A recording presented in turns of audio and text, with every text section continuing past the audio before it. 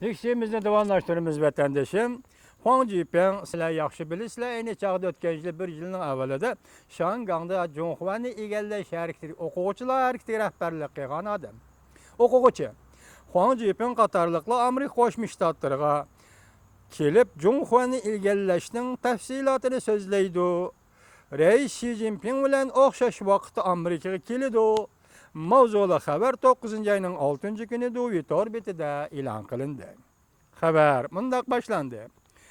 Egallash hareketi Şangangda Zhonghuan'ı egallash hareketi dal 1 yil to'shqan kunlarda Shangang Demokratlar Partiyasining raisi Li Juming, o'quvchilar hareketining yetakchisi Huang Jifeng, qo'zg'alish hareketiga tashkillagan Dai Yaoting qatorliqlar Amerika Qo'shma Shtatlarida faoliyat qiladigan kishilik huquq tashkiloti Erkinlik uyi tashkilotining chaqirishi taklif qilishi bilan 9-ayning oxirida Amerika Qo'shma Shtatlariga kelib, Zhonghuan'ı egallash va Shangangda demokratiyaning taraqqiyot masalasiga oid muhokama yig'iniga qatnashdi.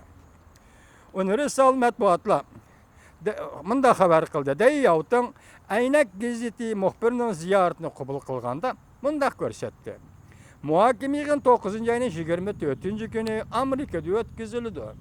Bu qatim bu kishilar Amerika Davlat Majlisining a'zolari bilan ko'rishimdi yo'q.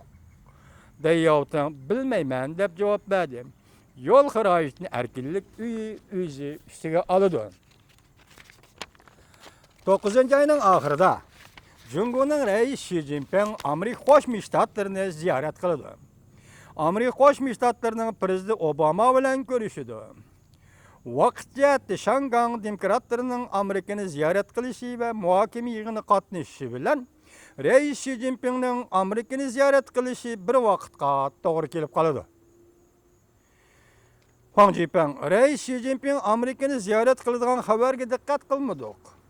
Vaqt to'g'ri kelib qoladigan ishmi bizning xabarimizda yo'q deb javob berdi. Huang Jiping mundaq ko'rsatdi. Bu qatim Jungo hukumatining chet el kuchlarini Shangangning ishlariga aralashdi deb tanqid qilishidan qo'rqmaymiz. 9-ayning 28-kuni Shangangga qaytamiz.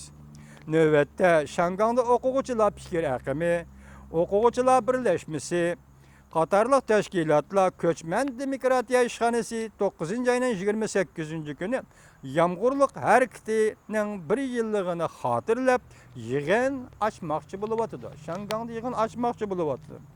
Prezident Obama 2015-yil 2-oyda Jungo'ning raisi Xi Jinpingni Amerika Qo'shma Shtatlarini ziyorat qilishga taklif qilgan.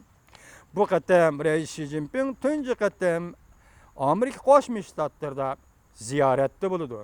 Erkinlik uyi Huang Jiping qatorliq Shangang demokratlarini Amerikaga muhokama yig'iniga taklif qilgan Erkinlik uyi hukumatsiz tashkilot. Lekin uzundan beri Amerika Qo'shma Shtatlari hukumatining moliya yordamiga tayinib faoliyat qilyapti.